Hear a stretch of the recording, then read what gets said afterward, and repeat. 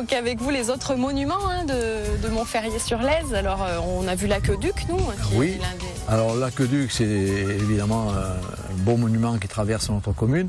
Malheureusement, je dirais, il est pratiquement enterré sur sa totalité dans la traversée de Montferrier, mais il y a quand même des arceaux sur le boulevard de la Lironde qui sont magnifiques, qui rappellent un petit peu les arceaux de Montpellier.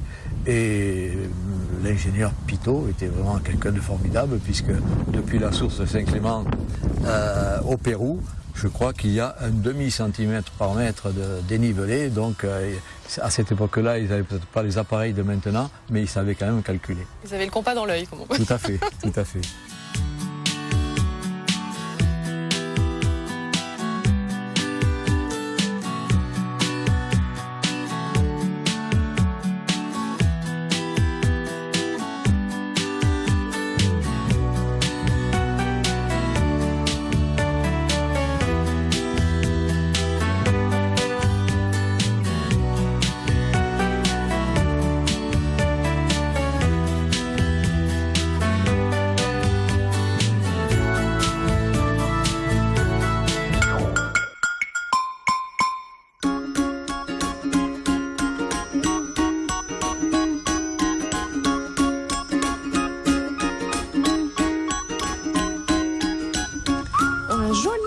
Jolis pétales de rose qui nous accueillent. Bonjour Geneviève. Bonjour. Geneviève Hidalgo, vous êtes installée ici depuis à peine un an. Oui, à peine. Côté fleurs, côté déco, c'est vous qui avez choisi ce nom de votre boutique. Enfin, ma famille et moi-même. Alors Geneviève, vous allez nous présenter un petit bouquet, enfin nous préparer quelque chose aujourd'hui. Oui, je vais vous préparer une petite composition dans un tout petit panier en toile de jute coloré. Donc quelque chose de frais, de léger, à petit prix, voilà, parce qu'il en faut pour toutes les bourses. Est-ce qu'il y a des fleurs qu'on trouve plus facilement à certaines périodes de l'année qu'à d'autres? Oui, il y a quand même un phénomène de saisonnabilité. Je ne sais pas si c'est vraiment ça. On comprend très bien. Voilà. Du coup, on voit des orchidées là. Oui, alors l'orchidée, on la trouve toute l'année. D'accord. On la trouve toute l'année. Et c'est tant mieux parce qu'il y a une grosse demande. Le phalaenopsis reste la valeur sûre.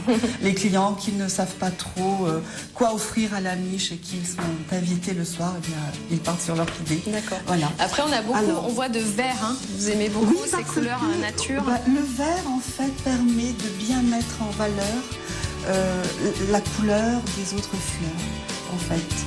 Et puis oui, j'aime bien le vert. Voilà, c'est la nature, le vert. Hein. Alors on a les plus classiques, évidemment, les roses. Les roses. Voici. Oui. C'est quoi ça? Ça, ce sont des petits œillets. On reconnaît bien la tige. Voilà. Ah oui, la tige, d'accord. Voilà, la tige, on la reconnaît très très bien. Voilà. Pareil, là, c'est un œillet également. Voilà, là, on le reconnaît parfaitement. C'est la même tige. D'accord. Alors pour certaines occasions, on offre plus facilement une fleur qu'une autre. Alors, les dire des choses normalement. Oui, voilà. Langage des fleurs. La rose rouge reste la valeur sûre pour tous les amoureux. Beaucoup de messieurs et pas mal de dames offrent des roses rouges à leur dulcinée. Et oui, le germini, voilà, cette petite fleur là, c'est quelque chose qu'on s'offre à soi et qu'on offre aussi régulièrement. Parce que voilà, c'est léger, on en trouve dans toutes les couleurs et c'est pas très cher. Et puis surtout, ça se garde très très longtemps. C'est ça le plus important. Alors justement, on va voir votre composition. On vous laisse un petit peu eh bien, je vais rester sur l'œillet vert, un petit germini, 3 petites roses, voilà, tout simplement. Et puis, je vais peut-être rajouter un petit panicum. C'est très joli.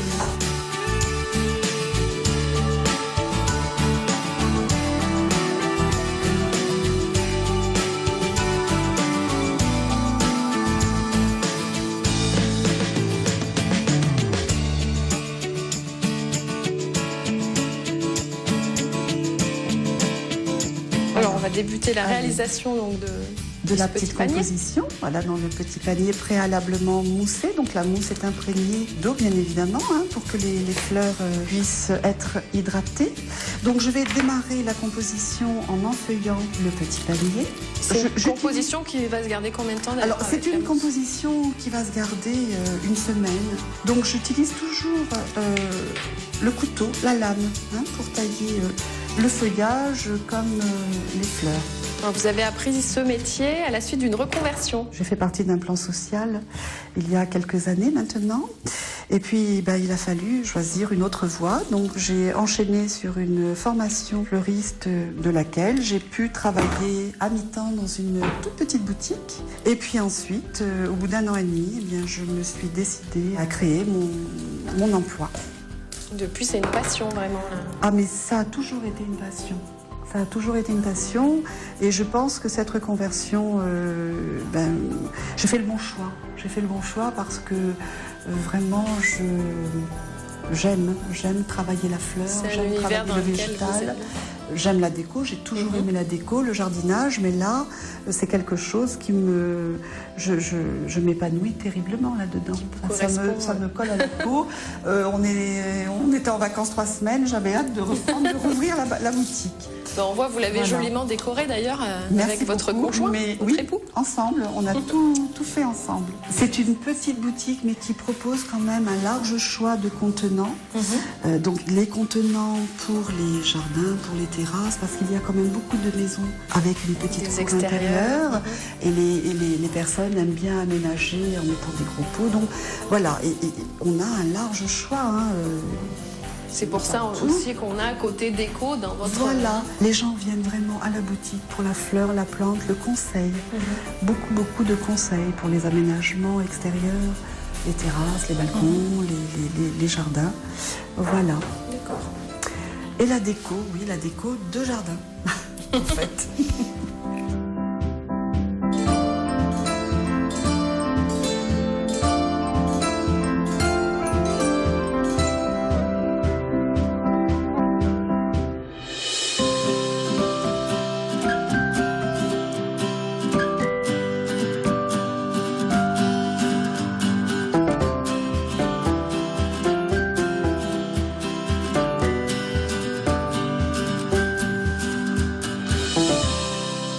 J'ai enfeuillé l'ensemble de la composition. Maintenant, je vais venir déposer, donc piquer mes fleurs dans la mousse hydratée, comme ceci.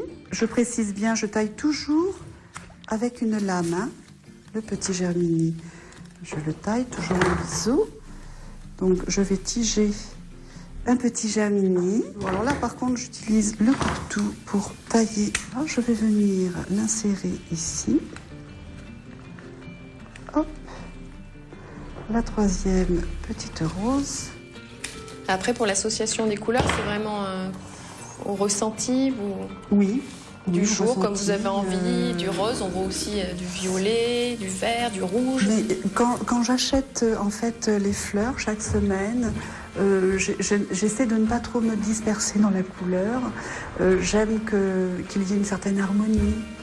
Et alors, il y a des semaines où je vais travailler beaucoup le blanc, le vert, puis d'autres semaines, les couleurs très tendres, je vais plutôt être dans le romantique, et puis d'autres semaines, des couleurs très flashy, le fuchsia, le jaune, le orange. Voilà, ça dépend certainement du temps. Je ne sais pas. De l'humeur du jour. De l'humeur. Mais en fait, les gens aiment tout. Dès lors que c'est joliment présenté, tout se vend. Du coup, pour la fraîcheur des fleurs, il faut se lever tôt le matin quand on est fleuriste, non ? Alors oui, on se lève tôt pratiquement tous les matins. Il y a 2 approvisionnements par semaine.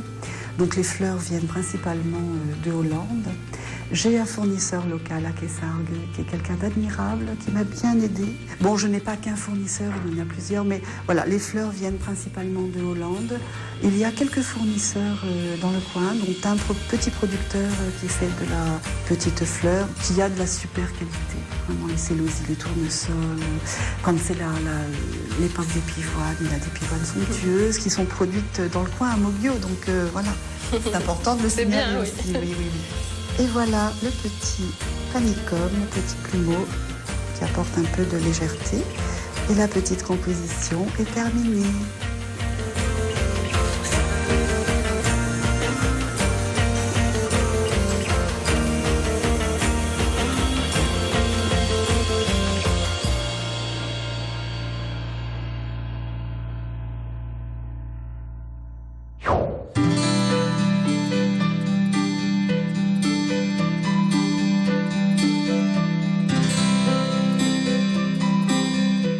Bien, avant de parler du monument qu'est l'église, nous avons derrière nous, on peut dire que c'est un monument aussi, puisque c'est un if qui date de l'époque du château de Montferrier et qui doit avoir 250 ans.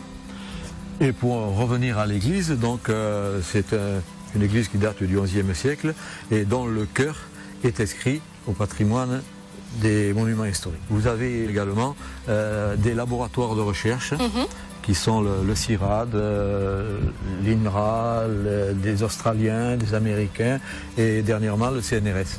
Nous sommes un village plutôt culturel, sportif également, mais on n'a pas vraiment des traditions festives comme dans les pays plus bas où il y a la tauromachie, etc. Ici, pas de taureau. Ici, pas de taureau. On ne verra pas de taureau dans les rues. Non, pas du tout. C'est-à-dire que les rues étant en pente comme elles sont, les taureaux auraient peut-être pas les taureaux, mais les chevaux surtout auraient du mal à grimper jusqu'à l'église. Il y a 7 ans exactement, nous avons construit un centre culturel. Et là, tout au long de l'année, ont lieu pas mal de manifestations culturelles, que ce soit musicales ou de théâtre ou de danse. Et ceci grâce également à un nombre important d'associations que nous avons à Montferrier. C'est comme cela qu'on arrive à garder notre propre identité à Montferrier, parce qu'il y a beaucoup de Montferriérains et Montferriéraines qui s'investissent dans ce milieu associatif et qui font vivre vraiment Montferrier.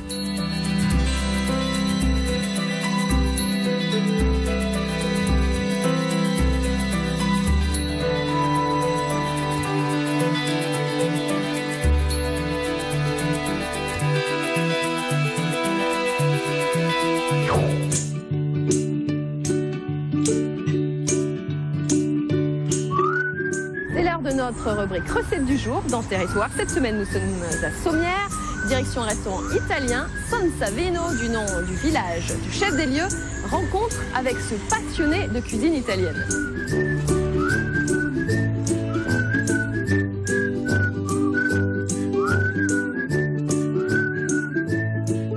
Bienvenue dans mon restaurant, le San Savino à Sommières. Voilà, donc je suis à un restaurant locavore, je fais de la cuisine italienne comme à la maison. D'où le nom la cucina casalinga. Aujourd'hui, je vais vous préparer les orecchiette alla crudaiola. C'est un plat d'été qui se mange même encore actuellement en arrière-saison. D'ailleurs, les légumes sont bien meilleurs maintenant. Pour commencer, il vous faut donc du basilic, de l'ail, des pignons, du parmesan, pour lequel on va faire un pesto, le pesto. Ok ? Et ensuite, on mettra les tomates cerises avec les pâtes. Alors, les pignons, une petite poignée de pignons, un peu d'ail, une bonne poignée de parmesan, parmesan reggiano, et votre basilic. Un peu de sel, un peu de poivre. On referme notre mixeur, on prend de l'huile d'olive, vierge extra bien sûr, et on blende tout ça. Jusqu'à ce que vous ayez comme une pâte un peu onctueuse, mais pas trop liquide non plus. Et voilà, votre pesto est prêt. Ensuite, vous prenez vos orecchiette. Donc les orecchiette, c'est des petites oreilles en fait en italien, qui viennent de la région de Vénétie. Vous les avez fait précuire à l'avance, bien sûr, un peu al dente, bien al dente même. Vous les trempez dans l'eau chaude pour les réchauffer. Voilà. Vous attendez un peu. Ensuite, vous reprenez votre pesto que vous venez de faire à la minute. Vous voyez, il faut le faire à la minute car il garde bien sa couleur verte, sinon il noircit. Donc là, on voit, c'est très joli. Donc je les verse dans mon cul de poule. Ensuite, je mets mes tomates cherry. Alors si vous pouvez avoir différentes variétés, là vous voyez j'ai des Gold Lady, j'ai de la noire de Crimée, j'ai de la cherry. Tout ça avec des producteurs locaux qui travaillent très bien. Et vraiment des tomates qui ont du goût, hein. Il faut vraiment rechercher le goût. Donc vous versez vos tomates cerises dans votre cul de poule. Vous prenez vos pâtes qui étaient en train de réchauffer, mais attention à ne pas les laisser trop longtemps sinon elles seraient trop cuites. Vous les versez dans votre cul de poule et vous mélangez bien tout ça. Voilà, vous mélangez bien. Que le pesto aille bien dans toutes les pâtes, c'est surtout ça le plus intéressant. Et ensuite, vous dressez dans votre assiette. Et voilà. Et voilà, c'est fait. Ensuite, vous avez vos petits copeaux de parmesan que vous rajoutez par-dessus. Et il n'y a plus qu'à déguster. Le secret de cette recette, premièrement, c'est d'avoir les ingrédients qui ont du goût. Comme les tomates, je vous dis. Moi, je me sers beaucoup avec les agriculteurs locaux. Et ensuite, c'est de faire le pesto à la minute. Voilà, c'est la clé. Et tout le monde peut le faire à la maison. Vous voyez, en 5 minutes, c'est fait. C'est un plat que vous pouvez régaler toute la famille. Hop. Et voilà, les orecchiette alla crudaiola. Merci. beaucoup. Bon appétit. Très joli, Bon belle appétito.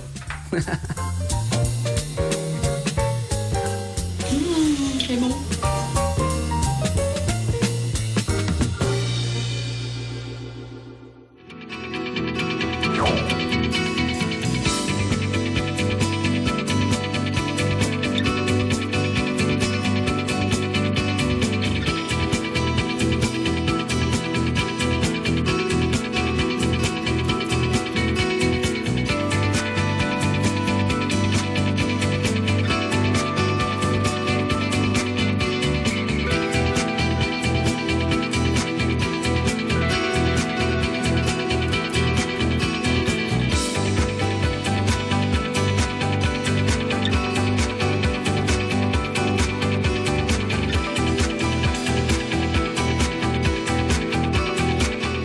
C'est un joli village, on l'a évoqué durant l'émission, et un village fleuri, on l'a remarqué avec Frédéric qui cadre l'émission.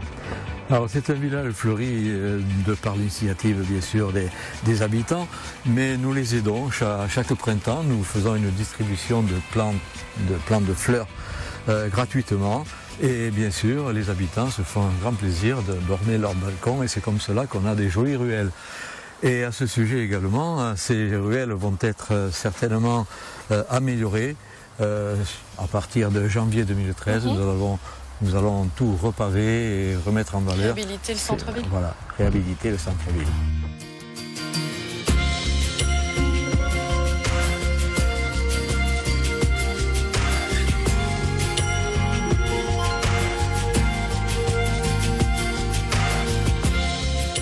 Et on a vu des vignes aussi, je sais que vous êtes viticulteur. Voilà, même, alors bien sûr, il reste encore quelques vignes à Montferrier, bien qu'il en ait disparu pas mal. Mais moi, bien sûr, personnellement, je suis très attaché à la viticulture, à la vigne, et plutôt au vigneron et au vin, bien sûr, de Montferrier. Mais il faut reconnaître que l'attrait de la ville et le peu de rapport qu'ont les vignes, les jeunes ont abandonné pratiquement la culture de la vigne. Il doit y avoir que 3 ou 4 jeunes à Montferrier qui vivent aujourd'hui de la viticulture. Et d'ailleurs, vous prêtez main forte à votre fils. Ouais, tout à fait. En ce moment, il reste quelques semaines de vendange. C'est bien normal. Mais je le fais avec grand plaisir. Vous êtes natif d'ici, vous, monsieur? Je suis né à Montferrier. Mes parents étaient d'origine aveyronnaise et lozérienne et ont vécu pendant toute leur jeunesse sur le petit hameau qui est en face là-bas qui s'appelle Bayargui. Et puis ensuite, donc, ils sont venus habiter Montferrier. Et vous n'avez jamais quitté Montferrier, vous? Et je n'ai jamais quitté Montferrier. J'ai failli, mais je suis toujours resté à Montferrier. Alors qu'est-ce que vous diriez aux téléspectateurs pour qu'ils viennent voir ce charmant village? Ah ben, je crois que c'est un village qui a un certain cachet, il faut le dire.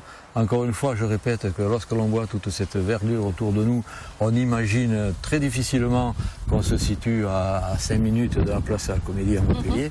Et donc, l'avantage que l'on retrouve à Montferrier, c'est d'habiter à la campagne, mais en même temps de bénéficier de l'attrait de la ville avec tout ce qu'elle apporte. Voilà, puis de son accès facile, voilà, hein, tout à fait. Avec les bus, etc. Bien écoutez, monsieur le maire, merci beaucoup pour cette balade. Je vais vous laisser aller reprendre votre sécateur, peut-être. Non, non, pas le sécateur, là. La machine, oui. Et puis peut-être une prochaine fois. À une prochaine fois, avec plaisir. Merci beaucoup.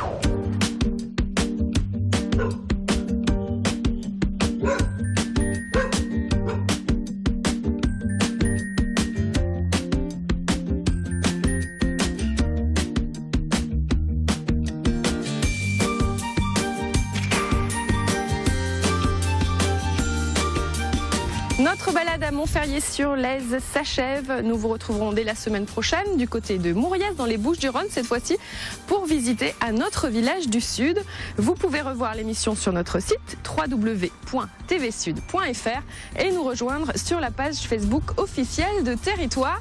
Vous pouvez laisser vos suggestions et questions, mais également vos témoignages sur les émissions de Territoire. Bon week-end et bonne semaine à tous. Promenez-vous dans notre belle région du Sud et soyez au rendez-vous dès vendredi prochain sur TV Sud, bien sûr. Ciao, ciao.